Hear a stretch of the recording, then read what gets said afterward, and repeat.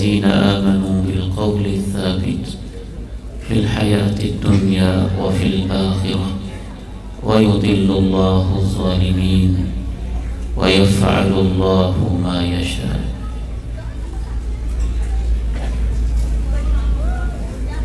اولاً آج کا ہمارا پروگرام،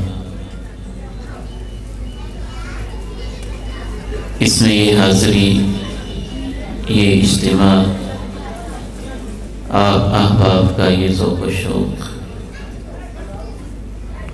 اس چیز کی علامت ہے کہ انشاءاللہ تعالی امت میں دین کی محبت موجود ہے، اور ایسے نوجوان بیٹے بیٹیاں بھائی اور بہنیں بھی موجود ہیں جو اپنی ایک پسند کی چیز پر دین کو ترجیح دیتے ہیں۔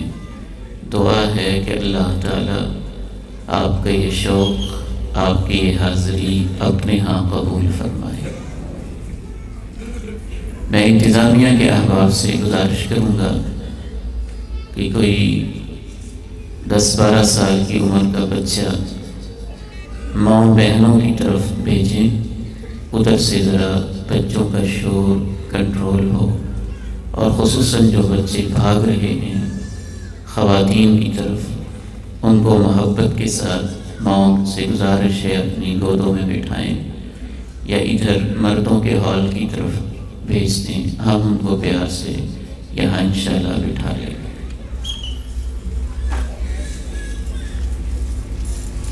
آج کا ہمارا شام زندگی، اختتام زندگی اور انجام زندگی کا یہ آخری دن ہے۔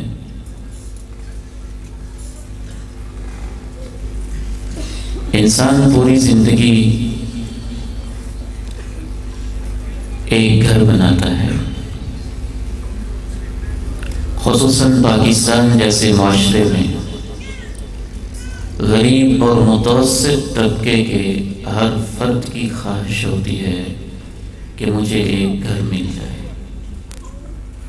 رہنے کے لیے ایک چھت مل جائے۔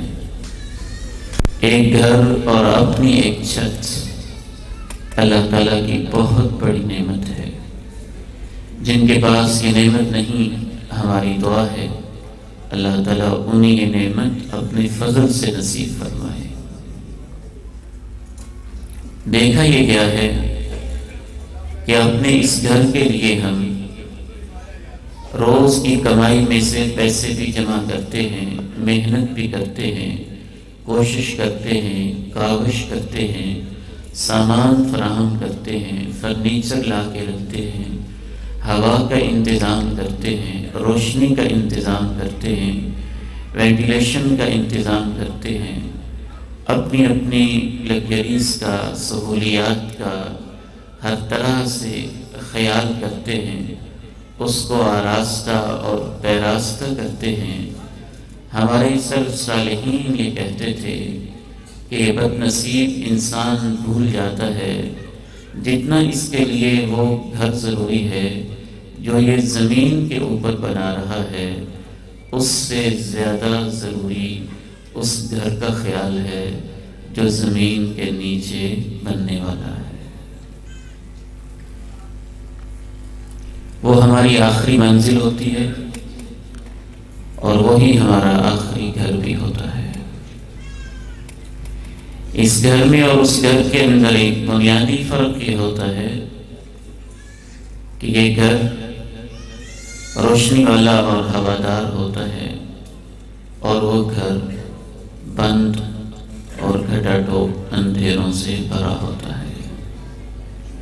اس گھر میں ہمارے پاس غم اور دکھ سے کرنے کے لیے ماں کی ممتا بھی ہوتی ہے، باپ کی شفقتیں بھی ہوتی ہیں، بہنوں کی لوریاں بھی ہوتی ہیں، بھائیوں کی محبتیں بھی ہوتی ہیں، دوستوں کا مان بھی ہوتا ہے، ہمسایوں کی ہمسائیگی بھی ہوتی ہے، اور اس گھر کے اندر ایک اکیلی جان ہوتی ہے۔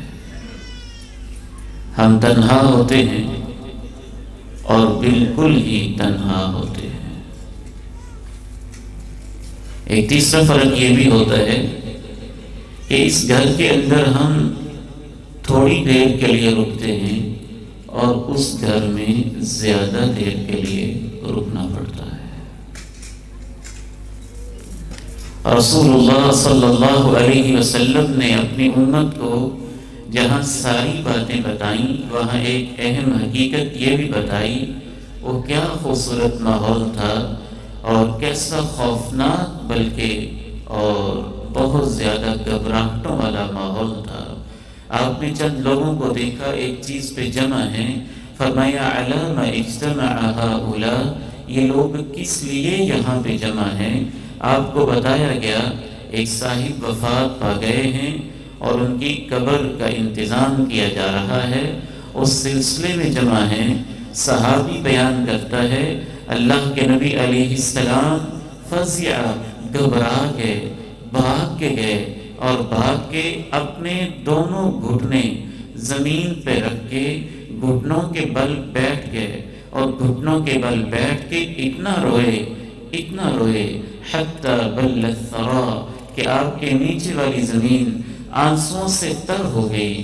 جب اتنے خوبصورت آنسو اس عظیم ہستی کی آنکھوں سے بہے اور نیچے والی زمین تر ہو گئی تو آپ نے صرف ایک جملہ کہا جو میرا اور آپ کا آج کا موضوع ملاقات ہے، یا اخوانی لمثل ھذا فاعدوا، او میرے بھائیوں یہاں آنے کی کچھ فکر اور تیاری تو کر لو۔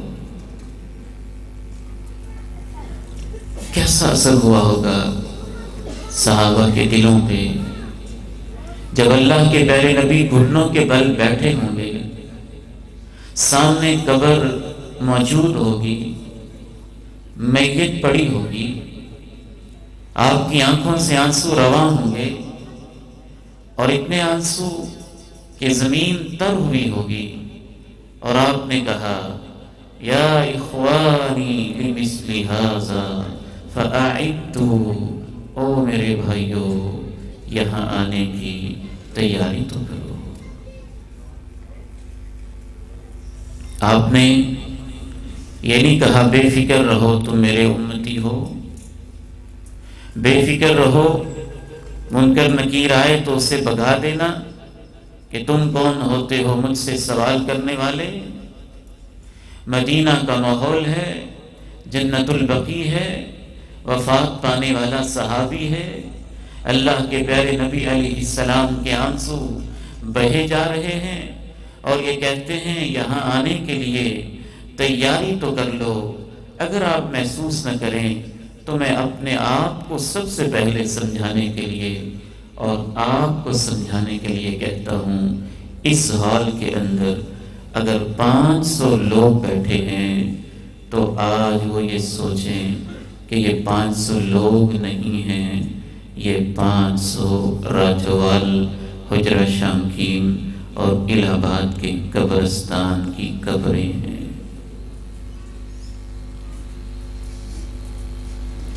کیا آپ میں سے کسی کو شک ہے کہ میری قبر نہیں بنے گی؟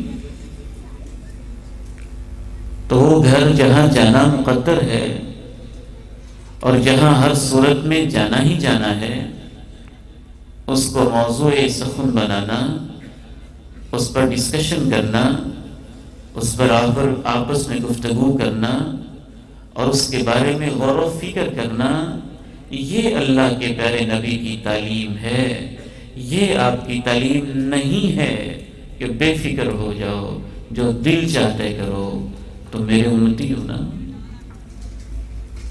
نہیں، آپ اس لیے نہیں تشریف لائے کہ اپنی امت کو گناہوں کے لائسنس دیں، زانی کو زنا کا لائسنس دیں کہ یہ نبی کا امتی ہے، ڈاکو کو ڈاکے ڈالنے کا لائسنس دیں کہ یہ آخری نبی کا امتی ہے، چور کو چوری کا سرٹیفکیٹ دے دیں کہ یہ آخری نبی کا امتی ہے، کرپٹ کو کرپشن کی اجازت دے دیں کہ یہ آخری نبی کا امتی ہے، حرام خور اور سود خور کو سود کھانے کی اجازت دے دیں کہ یہ آخری نبی کا امتی ہے۔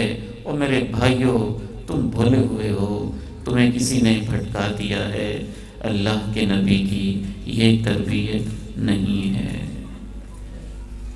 اللہ کی قسم یہ تربیت نہیں ہے۔ انما یؤمن بآیاتنا الذین اذا ذکروا بها خروا سجدا وسبحوا بحمد ربهم وهم لا يستكبرون تتجافى جنوبهم عن المضاجع يدعون ربهم خوفا وطمعا ومما رزقناهم ينفقون فلا تعلم نفس ما أخفي لهم من قرة أعين جزاء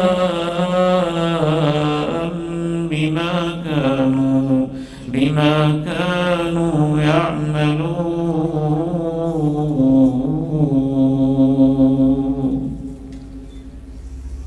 اللہ کا قرآن کہتے ہیں ہماری آیتوں پر صحیح معنی میں سچے مومن وہ ہیں جن کی کیفیت یہ ہوتی ہے جب ان کو آیات ربانیہ پڑھ کے سنائی جاتی ہیں تو وہ سجدوں میں گرے پڑتے ہیں، وہ تکبر میں نہیں آتے، فخر اور غرور میں نہیں آتے، بلکہ وہ سجدوں میں گر پڑتے ہیں، رات کو اپنے بستر پہ جانے لگتے ہیں تو ان کے پہلو بستروں سے الگ ہو جاتے ہیں اور وہ اپنے رب سے خوف کے مارے اور جنت کے شوق لیے دعائیں کرنے لگ جاتے ہیں۔ جو اس انداز میں جیتے ہیں ان کے لیے وہ میں نے جنت میں تیار کیا ہے کہ جب وہاں پہنچیں گے تو ان کی آنکھیں ٹھنڈی ہو جائیں گی۔ جناب عثمان غنی رضی اللہ تعالی عنہ جیسا کون صالح ہوگا، داماد نبی ہیں، قرآن کے خادم ہیں، کبھی مسجد نبوی کی جگہ کے لیے حصے ڈال رہے ہیں، کبھی کنویں وقف کر رہے ہیں، کبھی کیا کر رہے ہیں، کبھی کیا کر رہے ہیں۔ جناب عثمان غنی رضی اللہ تعالی عنہ جن کو جنت کی ضمانت اور جنت کی بشارتیں ملی ہوئی ہیں، ان کی ایک کیفیت ہے کہ جب بھی قبر پہ کھڑے ہوتے ہیں داڑھی مبارک رو رو کے آنسوؤں سے بھیگ جاتی ہے۔ ان کو نہیں پتا تھا میں نبی کا داماد ہوں، وہ نہیں جانتے تھے میں نبی کا امتی ہوں، وہ نہیں جانتے تھے نبی شفیع ہیں، شافع ہیں، مشفع ہیں، وہ نہیں جانتے تھے کہ آپ سید الاولین والآخرین ہیں، وہ سب کچھ جانتے تھے لیکن ان کی ایک تربیت نہیں تھی جو ہماری کی گئی ہے، ان کا یہ انداز جینے کا نہیں تھا جو ہم نے بنا لیا ہوا ہے۔ وہ یہ عذر لنگ اور لیم ایکسکیوزز اور جھوٹے بہانے نہیں تراشتے تھے جو شیطان نے ہمیں سجائے ہوئے ہیں۔ ان کی داڑھی آنسوؤں سے بھیگ بھیگ کے تر ہو جاتی۔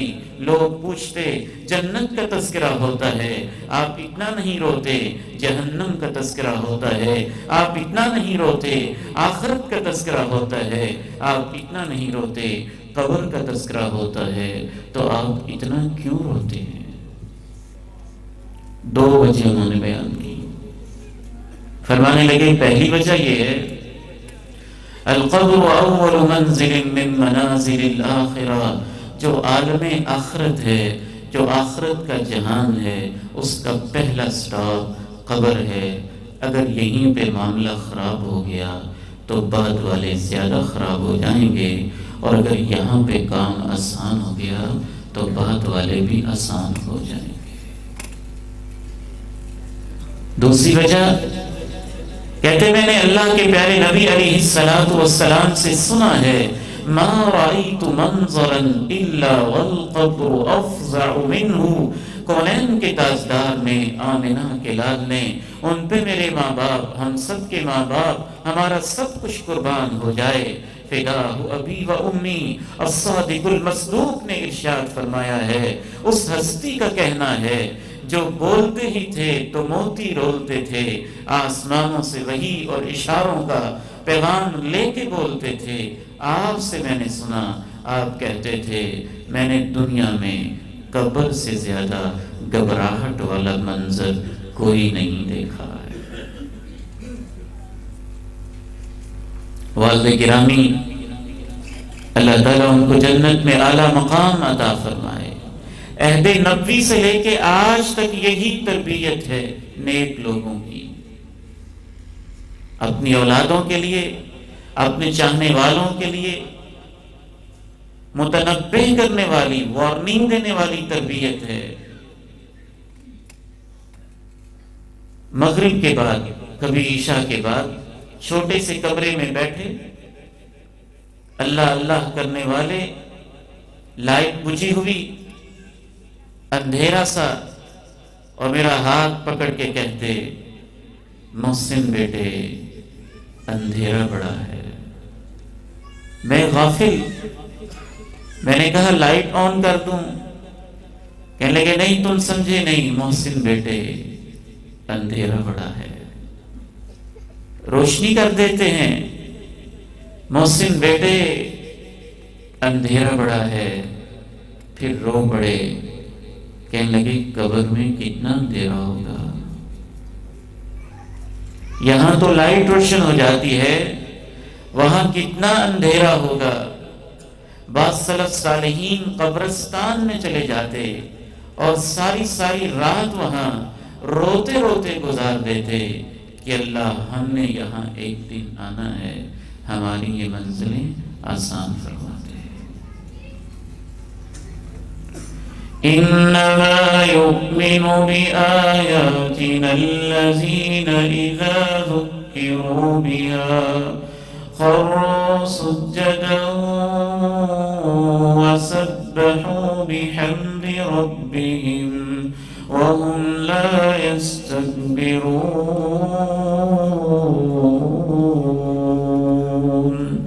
تتجافى جنوبهم عن المضاجع يدعون ربهم خوفا وطمعا ومما رزقناهم ينفقون۔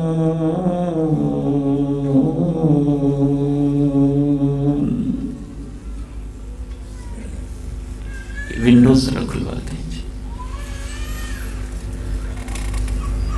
تعجب کی بات یہ ہے کہ انسانوں کا معمول شروع ہی سے یہ چلا آ رہا ہے کہ اپنے یہاں کے گھر کے بارے میں بہت فکر مند رہتے ہیں۔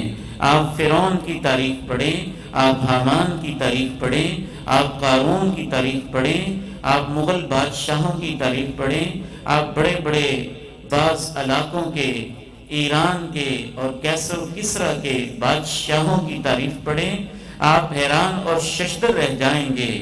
جب کبھی کبھی یوں محسوس ہوتا ہے کہ بعض حوالوں سے انہوں نے اتنے شاندار محل بنائے تھے، شاید آج بھی اس طرح کے دیکھنے میں نظر نہ آتے ہوں۔ شاہی قلعہ تو آپ نے اپنی آنکھوں سے دیکھا ہوگا، اور میں نے تو بڑے قریب سے اس کا مشاہدہ کیا۔ جہاں ہمارا جمعہ ہوتا ہے بالکل اس کے ساتھ 4-5 منٹ کے فاصلے پر ہے، اور کئی دفعہ میں نے اس کی تاریخ پڑھی، اس کی ہسٹری پڑھی، کیسے کیسے عظیم الشان محلات ہیں، کیسا وینٹیلیشن کا انتظام ہے، کیسے اندر اس دور میں بھی ایئر کنڈیشن ماحول، کولنگ کا انتظام ہے۔ تہ خانوں کے اندر آپ چلے جائیں، آپ کو یوں لگے گا جیسے نیچرل اے سی لگا ہوا ہے، اور کیسے کیسے کمروں کے اندر دھوپ پہنچانے کا انتظام ہے۔ قارون کے پاس تو وہ خزانے تھے، اور اس نے تو اپنے محل کے اندر کئی 100 کمرے بنائے ہوئے تھے۔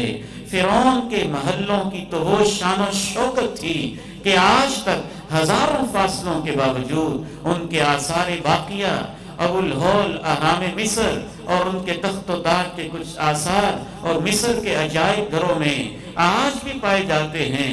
ایران کے بادشاہوں کی شان و شوکت کا تو یہ عالم تھا کہ وہ جو اپنا گھر بناتے تھے تو اس گھر کے اندر 300 کمرے بعض دفعہ ہوا کرتے تھے۔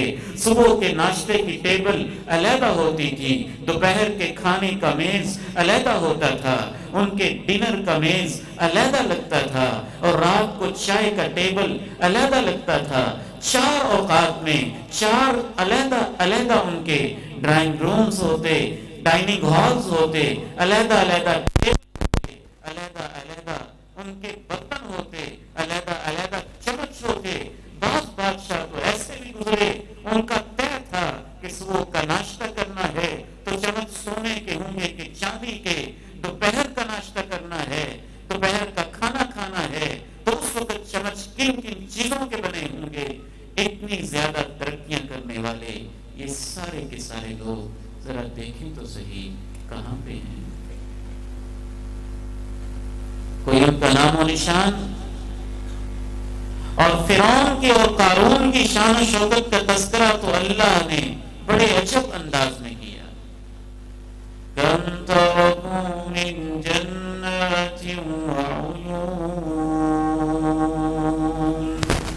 کم ترکوا من جنات وعیون وزروع ومقام کریم ونعمة كانوا فيها فاكهين كذلك وأورثناها قوما آخرين فما بكت عليهم السماء والأرض وما كانوا منظرين. پانچ اس کے عیش و عشرت کے انداز اللہ نے گنوائے کیسے لاتا تھا. کم ترکوا من جنات وعیون وزروع ومقام کریم ونعمة كانوا فيها فاكهين. باغات، چشمے، کھیت کھلیان، جس کو آج کے انداز میں آپ فارم ہاؤس کا ایک انداز بھی کہہ سکتے ہیں. مقام کریم، خوبصورت فرنشڈ ڈیرے.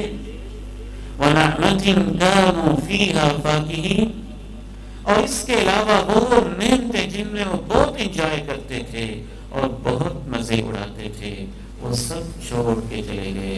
ہم نے اوروں کا ان کو وارث بنا دیا. نہ آسمان ان پہ رویا، نہ زمین ان پہ روئی. قارون کا بھی خصوصی تذکرہ کیا. وَآتَيْنَاهُ مِنَ الْكُنُوزِ مَا إِنَّ مَفَاتِحَهُ لَتَنُوءُ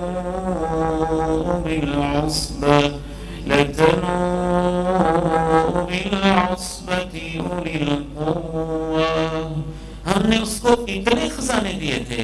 تاریخ والے کہتے ہیں حضرت موسیٰ کا کزن تھا، اس کے باوجود اسے ایمان نصیب نہ ہوا، اور دولت کے خزانے اتنے زیادہ کہ خزانوں کی چابیاں اٹھانے کے لیے ایک باری بھرکم ملازموں کی تعداد صرف چابیاں سنبھالنے کے لیے، اور بڑی بڑی چابیاں وہ اونٹ کے چمڑوں کی بنی ہوئی اور پتہ نہیں کس کس چیز کی بنی ہوئی، ان کو سنبھالنے کے لیے ایک بھاری بھرکم تعداد موجود ہوگی. اور تاریخ لکھتی ہے کہ جو اس نے گھر بنایا تھا، اس کے گھر کے اندر تو 300-400 کے قریب کمرے تھے، اور ہر کمرے کے سامنے عجب انداز میں اس نے اپنی کرسی بھی لگائی ہوئی تھی، اور اپنی پوری شان و شوکت کے ساتھ تکبر سے جب جا رہا تھا تو اللہ نے زمین کے نیچے والا گھر اس کو ایسے دیا تھا کہ اس وقت سے آج تک زمین میں دنستا ہی چلا جا رہا. تو وہ گھر جہاں ہمارا آخری پڑاؤ ہے نا، آخری آرام گاہ ہے، اس حوالے سے ایک مستقل سیشن نہیں بلکہ مستقل کورس کی ضرورت ہے. آج تو ہم صرف سرسری اشارے کرتے ہوئے بات کو مکمل کریں گے. اس گھر میں جب انسان داخل ہوتا ہے، فرشتے اس کے پاس آ جاتے ہیں اور 3 سوال کرتے ہیں: تیرا رب کون؟ تیرا رسول کون؟ اور تیرا دین کیا؟ ان سوالوں کے جواب رٹنے سے نہیں آتے. ان سوالوں کے جواب اس سے آتے ہیں جو زندگی ان کے مطابق گزار کے کیا ہوتا ہے۔ اس نے مانگا تو رب سے، جھولیاں پھیلائیں تو رب کے سامنے، لو لگائی تو رب سے، توکل کیا تو اسی پہ، یقین باندھا تو اسی پہ، سب کچھ اس کے معاملات اسی سے وابستہ، اپنی زندگی کے نقشے بنائے تو مدینے والے کی سنتوں کے مطابق، تاجدار مدینہ کے طریقے اور آپ کی تہذیب، کلچر اور ثقافت اور آپ کی سویلائزیشن کے مطابق، اور اس نے لائف سٹائل بنایا تو دین کے مطابق اور اسلام کے مطابق، وہ جواب تینوں کے درست دے دیتا ہے۔ جب تینوں کے درست جواب دے دیتا ہے تو اللہ کی طرف سے تقریباً 10 انعامات فوری طور پر اس کو دے دیے جاتے ہیں۔ پہلا انعام، اعلان ہو جاتا ہے میرا بندہ سچ کہہ رہا ہے، میرا بندہ برحق کہہ رہا ہے، میرا بندہ ٹھیک کہہ رہا ہے۔ دوسرا انعام، یہ دنیا کا جو لباس پہن کے آیا ہے اس کا یہ لباس نہیں بنتا، اسے تو جنت کا لباس ملنا چاہیے، اسے جنت کا لباس پہنا دیا جائے۔ تیسرا انعام، اس کے نیچے یہ جو فرش ہے یہ زمین کا خاکی فرش نہیں ہونا چاہیے، اس کے نیچے جنت کا بچھونا بچھا دیا جائے۔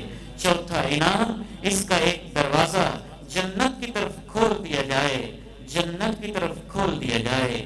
پانچواں انعام، اس کو کہہ دو کہ تم بڑے تھکے ہوئے آئے ہو، تم نے کبھی نمازیں پڑھی، کبھی روزے رکھے، کبھی حجیں کی، کبھی عمرے کیے، کبھی مصیبتیں سہی، کبھی تکلیفیں برداشت کی، کبھی تان و تیر برداشت کیے۔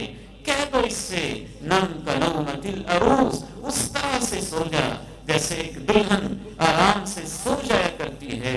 اس کو چھٹا انعام یہ دیا جاتا ہے کہ اس کو جہنم کی ایک سیٹ دکھائی جاتی ہے اور کہا جاتا ہے تیری خوشیوں میں اضافہ کرنا چاہتے ہیں۔ ہر انسان کے لیے ایک سیٹ جنت میں ہے، ایک سیٹ جہنم میں ہے، یہ انسان کی مرضی ہے، ان میں سے کون سی ریزرو کرواتا ہے، کہاں پہ پہنچتا ہے۔ فرشتے اس کو کہتے ہیں یہ دیکھو نا، جہنم کی یہ سیٹ دیکھ رہے ہو، وہ دیکھتا ہے، دہشت زدہ ہوتا ہوگا، اس کو کہتے ہیں اگر تو نے نیکیاں نہ کی ہوتی تو تیرا مقام یہ ہوتا۔ اس کی خوشیوں میں اور اضافہ ہو جاتا ہے۔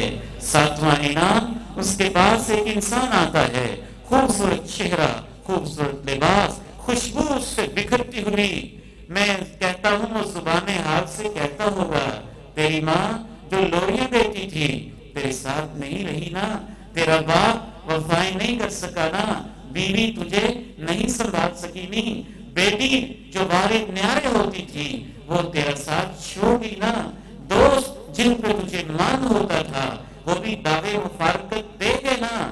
وہ پوچھتا ہے تیرا چہرہ بڑا پیارا سا لگتا ہے، خوشبوئیں بھی آ رہی ہیں، چہرہ بھی نورانی ہے، لباس بھی خوبصورت ہے، تو ہے کون میرے ساتھ باتیں کرنے والا؟ وہ اس کا جواب دیتا ہے میں تیری نیکیاں، تیرے نیک اعمال۔ اس حدیث سے معلوم ہوتا ہے کہ نیک اعمال کو اللہ تعالیٰ عالم برزخ میں ایک فزیکل وجود بھی دے دیتے ہیں، ایک جسمانی وجود بھی دے دیتے ہیں اللہ کی طرف سے۔ اس کو اس کے علاوہ جو انعامات دیے جاتے ہیں نفسیاتی طور پر، اس کی روح کو اللہ رب العزت، ایک 8واں انعام یہ ہوتا ہے کہ اس کی روح کو وہاں پہ رکھا جاتا ہے جہاں اس کا درجہ بنتا ہے۔ روحوں کا ایک اپنا مقام ہے، کچھ روحیں وہ ہوتی ہیں جو سیدھی یہاں سے نکلتے ہی عرش معلیٰ کے نیچے قندیلوں میں جا کے پہنچ جاتی ہیں۔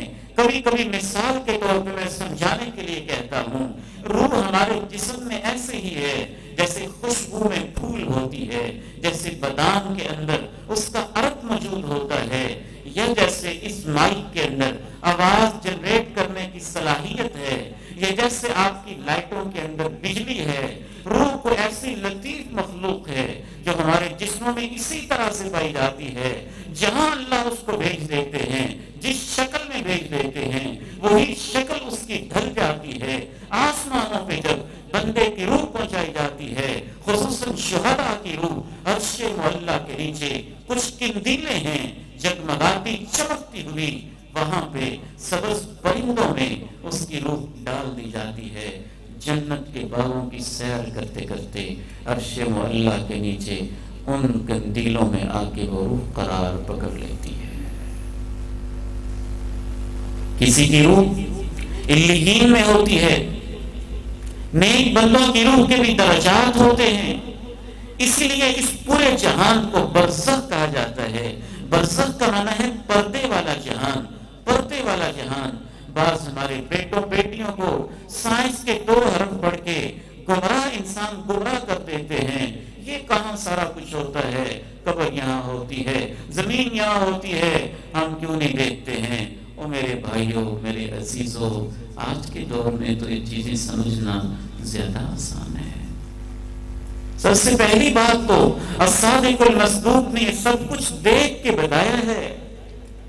اللہ نے آپ کے سامنے برزخ کا جہاں بھی کھول کے رکھا، جنت کو بھی کھول کے رکھا، جہنم کو بھی کھول کے رکھا، 7 آسمانوں کو کھول کے رکھا، عرش معلیٰ تک اور سدرۃ المنتہا تک آپ کو سیر کروائی معراج کی رات، اور دیگر مقامات پہ آپ کے سب کچھ اپنی آنکھوں سے دیکھ کر آئے۔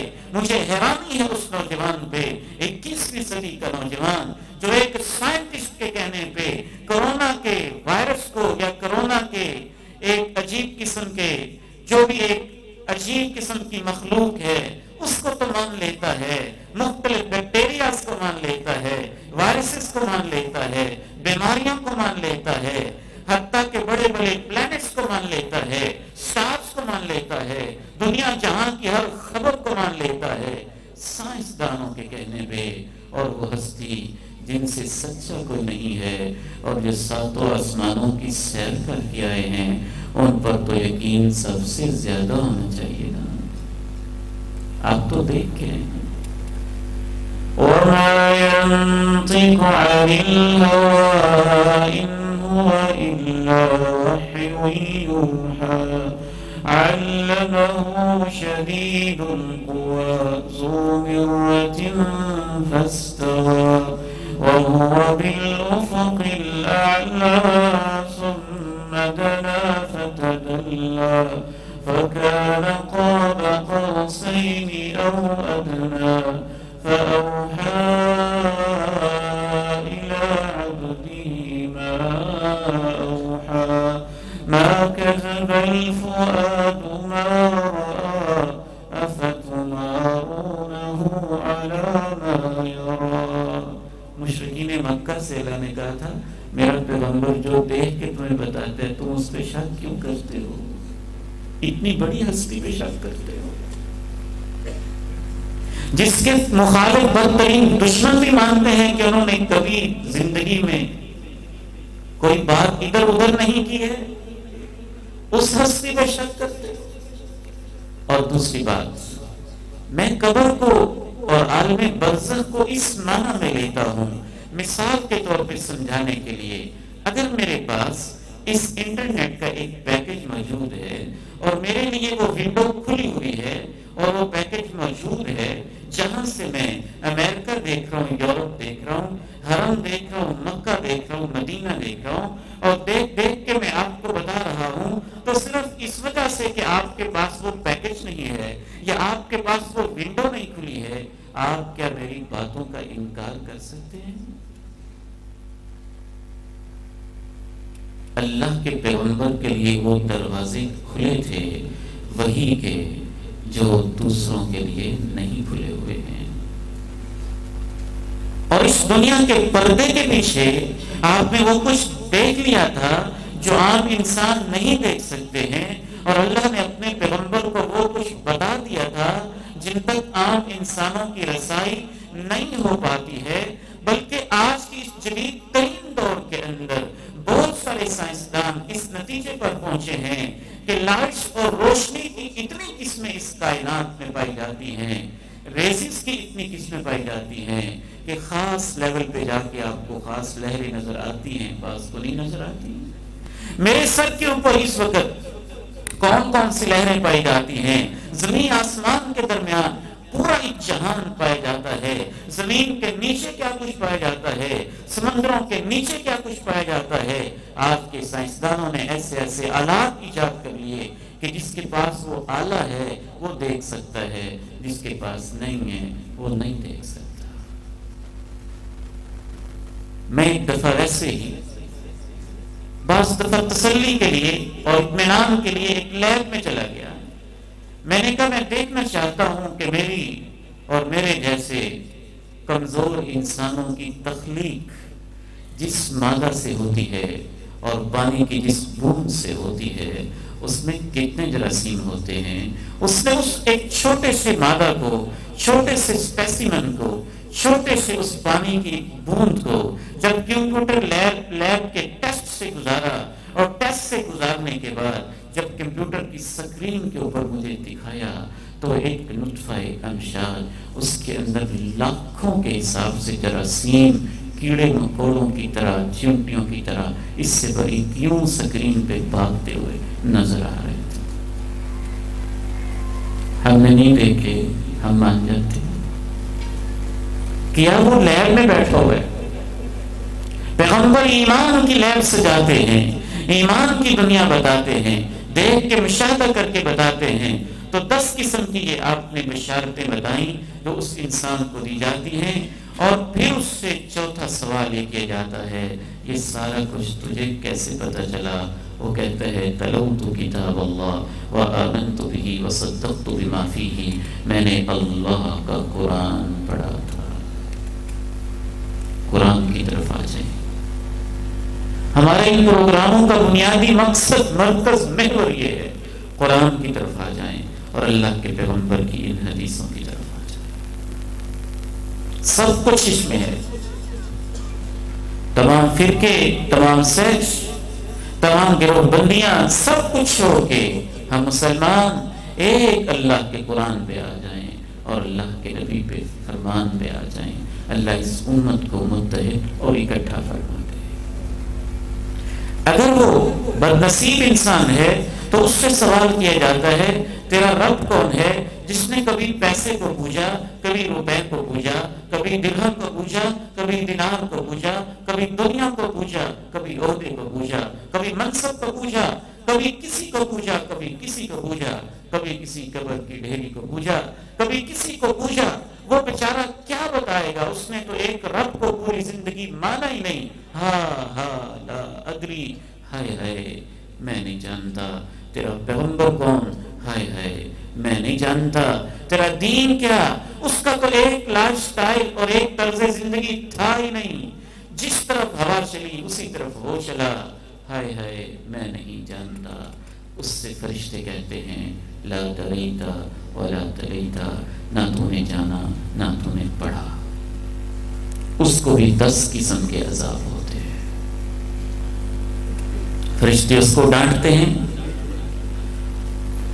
شکل ان کی ڈراؤنی عجیب قسم کی ہو جاتی ہے، رنگ ان کے نیلے ہو جاتے ہیں، آنکھیں گھورنے والی ہو جاتی ہیں، ہاتھوں میں ہتھوڑے تھام لیتے ہیں، اس کو مارنے پیٹنے، چہرے پہ پیٹھ پہ خصوصاً تیاریاں کرتے ہیں۔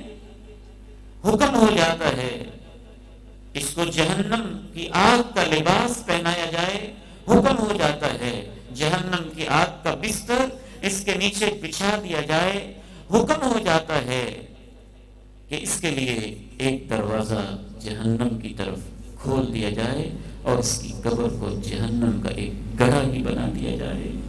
حکم ہو جاتا ہے، یہ جھوٹ بولتا ہے، اس کی روح کو لے کے جاتے ہیں، آسمانوں کے دروازے نہیں کھولے جاتے، پھر آسمانوں سے اس کی روح کو پھینک دیا جاتا ہے اور اس کی روح وہاں رکھی جاتی ہے جس کو مقام سجین کہا جاتا ہے، جو روحوں کی دنیا کا ایک قید خانہ ہے۔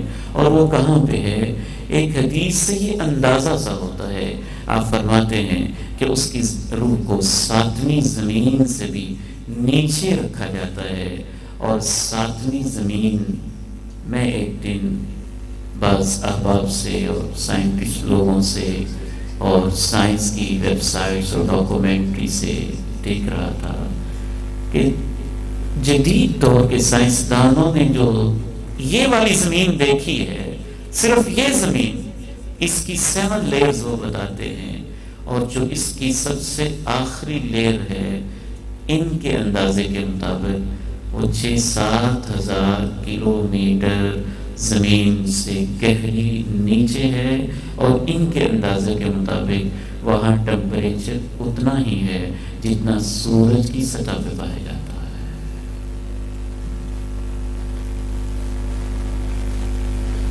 یا ایھا الذین آمنوا اتقوا اللہ ولتنظر نفس ما قدمت لغد واتقوا اللہ ان اللہ خبیر بما تعملون۔ وہ گھر ہے میرا اور آپ کا، آخری منزل، اچھی یا بری، جیسی ہم نے اس کو تیار کر کے دنیا میں بنایا ہوگا۔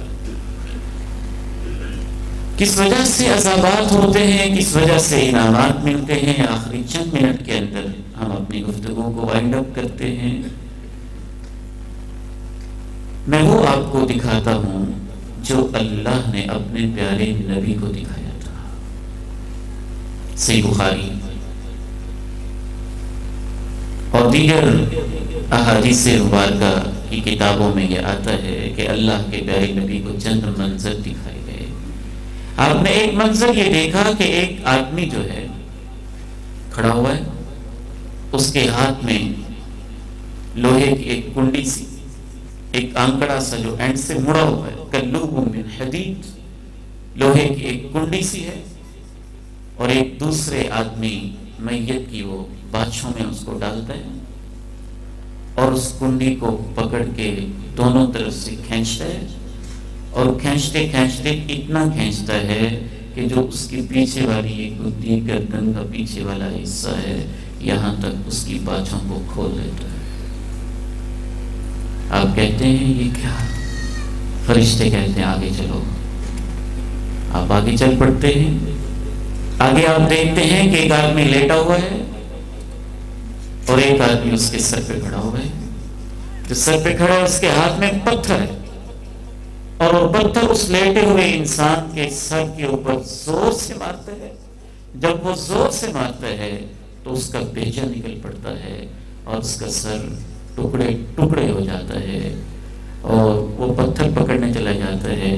جب تک وہ پکڑتا ہے تب تک اس کا سر ٹھیک ہو جاتا ہے، وہ دوبارہ اس کے سر پہ مارتا ہے، اور بتایا جاتا ہے کہ قیامت تک اس کے ساتھ ایسے ہی ہوتا رہے گا۔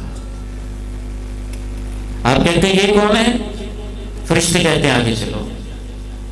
آپ آگے چلتے ہیں، ایک تیسرا منظر آپ دیکھتے ہیں کہ ایک تندور ہے، وہ اوپر سے اس کا منہ تنگ ہے اور نیچے سے اس کا منہ کھلا ہوا ہے، اس کے اندر آگ کا الاؤ بھڑک رہا ہے، اور اس میں نوجوان لڑکے لڑکیاں برہنہ ہیں اور ان کو بوائل کیا جا رہا ہے۔ جب نیچے سے آگ کا الاؤ بھڑکتا ہے تو تندور کے منہ تک پہنچتے ہیں، چیختے ہیں اور لگتا ہے کہ باہر نکل آئیں گے، لیکن دوبارہ ان کو پھر نیچے پھینک دیا جاتا ہے۔ آپ پوچھتے ہیں یہ کون ہے؟ فرشتے کہتے ہیں آگے چلو۔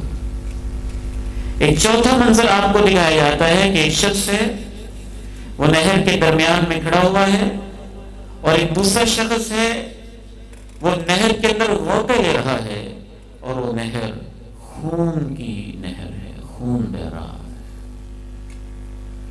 غوطے لیتے لیتے جب وہ باہر نکلنے کی کوشش کرتا ہے تو جو اندر آدمی کھڑا ہوا ہے اس کے ہاتھ میں کچھ پتھر بھی ہیں، اور جب وہ نکلنے کی کوشش کرتا ہے تو زور سے اس کے قریب جب پہنچتا ہے تو وہ اس کے منہ میں ایک پتھر ڈال دیتا ہے اور خون کی نہر میں دوبارہ اس کو ڈوبنے کے لیے پھینک دیتا ہے۔ آپ فرماتے ہیں یہ کون ہے؟ پھر فرشتے کہتے ہیں اب ہم آپ کو بتاتے ہیں کہ یہ کون ہے۔ فرشتے بتاتے ہیں کہ وہ شخص جس کی باشوں کو چیرا جا رہا تھا، یہ وہ شخص تھا کہ ایک ایسا جھوٹ گھڑتا تھا کہ وہ جھوٹ آفاق میں پھیل جاتا تھا۔ یہ لفظ ہیں آفاق، دنیا کے کونے کونے میں پھیل جاتا تھا۔ میں آج آپ یہ حدیث پڑھ رہا تھا تو آفاق کے لفظ پہ غور کرتے ہوئے میرے ذہن میں بار بار خیال آ رہا تھا کہ عہد نبوی کے اندر جو جھوٹ بولے جاتے تھے وہ پوری دنیا کے کونے کونے میں نہیں پہنچتے تھے۔ آج جو جھوٹ بولے جاتے ہیں وہ فیس بک کے ارب سے زائد یوزرز تک چند منٹوں کے اندر پہنچ جاتے ہیں۔ جو چند ٹکوں کے لیے فیس بک پہ جھوٹی خبر لگاتا ہے یا ایڈٹ کر کے اپنے چینل پہ جھوٹی خبر لگا دیتا ہے یا کسی چینل پہ چلا دیتا ہے یا اخبار کے تراشے پہ چڑھا دیتا ہے، اپنی جھوٹی صحافت کو چمکانے کے لیے اور اپنے چند لائکنگز کو بڑھانے کے لیے، چاہے وہ اللہ کے نبی کا امتی ہے۔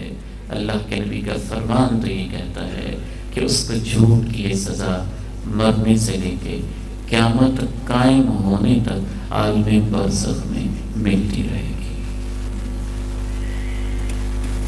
بتایا گیا وہ جو لیٹا ہوا تھا یہ وہ شخص تھا جو فجر کی نماز سے غافل رہتا ہے، جان بوجھ کے مطلب ہے کہ سویا رہتا ہے، اور وہ شخص جو تندور کے اندر برہنہ نوجوان لڑکے اور لڑکیاں تھے، مرد اور خواتین تھے، یہ وہ لوگ تھے جو آپ کی امت میں سے زنا کرنے والے اور بدکاری کرنے والے لوگ تھے۔ چوتھا شخص جو خون کی نہر کے اندر غوطے لے رہا تھا، آپ کو فرشتے بتاتے ہیں اور پوری عالم ارواح کی عالم رؤیا میں سیر کروا کے دکھا کے بتاتے ہیں تاکہ امت کو یقین ہو جائے اگر واقعتاً اپنے پیغمبر کو ماننے والی ہے تو۔ بتایا یہ وہ ہے جو سود کھاتا تھا۔ سود غریبوں کا خون ہی تو ہوتا ہے نا، غریبوں کا خون ہی تو چوستا ہے وہ۔ شارحین حدیث لکھتے ہیں جیسے جیسے گناہ تھے نا ویسی ویسی سزا ہے۔ یہ باچھے پھلا پھلا کے جھوٹ بولتا تھا تو اس کی باچھوں کو چیرا جا رہا ہے، وہ لیٹا رہتا تھا تو اس کو لٹا کے اس کے سر کو کچلا جا رہا ہے، اور وہ جو ہے ایک خاندان کو آگ لگا دیتا تھا اور عزتوں کو لوٹ لیتا تھا، اس کو تندور کے اندر پھینک کے سزا دی جا رہی ہے، اور وہ غریبوں کے خون چوستا تھا تو اس کو نہر کی ندی کے اندر غوطے دیے جا رہے ہیں۔ ایک اور بدترین چیز جو عذاب قبر کا باعث بنتی ہے، پاکی پلیتی کا خیال نہ کرنا، پیشاب کی چھینٹوں سے نہ بچنا، یہ بھی آپ نے دیکھا تھا۔ ایک اور عذاب جو آپ نے دیکھا تھا وہ ہے چغلیاں کرنا، غیبتیں کرنا، لوگوں کو لڑانا۔ معاف کیجیے گا، میں سمجھتا ہوں اس کے اندر وہ مولوی بھی آ جاتے ہیں جو فرقوں کو لڑاتے رہتے ہیں۔ کام ہی لڑانا ہے، امت کو لڑانے کی ضرورت نہیں ہے، امت کو اکٹھا کرنے کی ضرورت ہے۔ خاندانوں کو لڑانا، بھائیوں کو لڑانا، بہنوں کو لڑانا، فرقوں کو لڑانا، مسالک کو لڑانا، کفار کے خلاف جہاد کے علاوہ لڑانے کے لیے ہر قسم کی کوشش جو زبان سے کرتا ہے، چغلیاں کھاتا ہے، اس کو عذاب قبر کے اندر شروع ہو جاتا ہے۔ اور ایک اور منظر آپ نے دیکھا، آپ فرماتے ہیں قبر کے اندر ایک شخص کو حکم ہوا اس کو کوڑے لگائے جائیں 100۔ جب ایک کوڑا لگایا گیا تو ایک کوڑے کی وجہ سے اس کی قبر آگ سے بھر گئی۔ اس نے پوچھا مجھے یہ کس جرم کی سزا مل رہی ہے؟ اسے بتایا گیا تیرے 2 جرم ہیں، ایک تو نے نماز پڑھی تھی بغیر وضو کے، وضو نہیں کیا، نماز پڑھی، جان بوجھ کے وضو چھوڑ دیا، اس کی اتنی سزا ہے تو جو نماز پڑھتا ہی نہیں۔ اور تو مظلوم کی مدد کر سکتا تھا اور تو نے اس کی مدد نہیں کی۔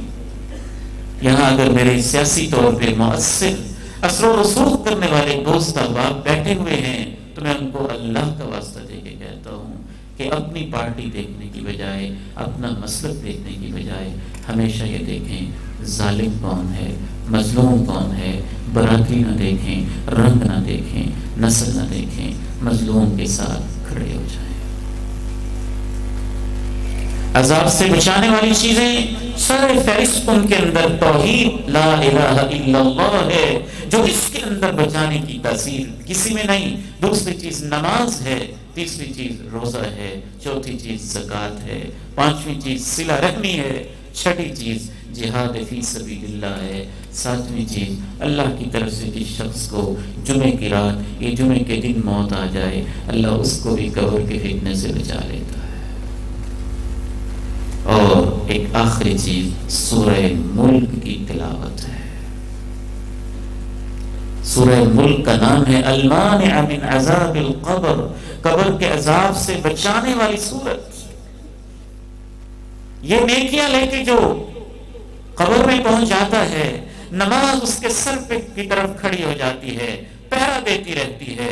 میرا ایمان کہتا ہے قبر میں داخل ہونے سے لے کر قیامت تک اس کے سر پہ کھڑے ہو کے سر کی طرف سے اس کے اوپر پہرے دار بن کے کھڑی رہتی ہے۔ روزہ اس کے دائیں طرف کھڑا ہو جاتا ہے، زکوٰۃ اس کے بائیں طرف کھڑی ہو جاتی ہے، صلہ رحمی صدقہ و خیرات اس کے پاؤں کی طرف کھڑے ہو جاتے ہیں۔ چاروں طرف سے یہ نیکیاں اس کے پہرے دار بن جاتی ہیں، پانچویں طرف سے اس کے نیک اعمال نورانی چہرہ بن کے اس کی طرف آ جاتے ہیں، اور چھٹے اس کے لیے اللہ کی طرف سے قبر میں نور نور نور روشنی بھر دی جاتی ہے۔ اللہ مجھے اور آپ کو ایسی قبر عطا فرمائے۔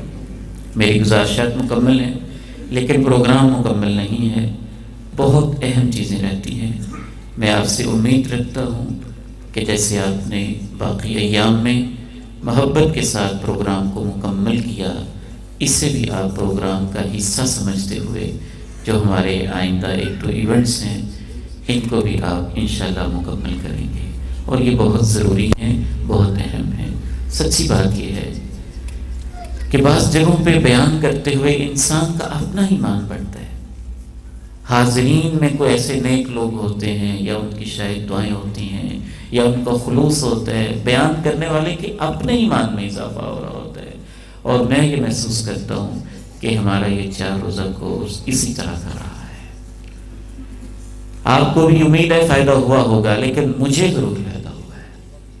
کم از کم ایک دفعہ یاد دہانی اور ریمائنڈر اور ایمان کی کچھ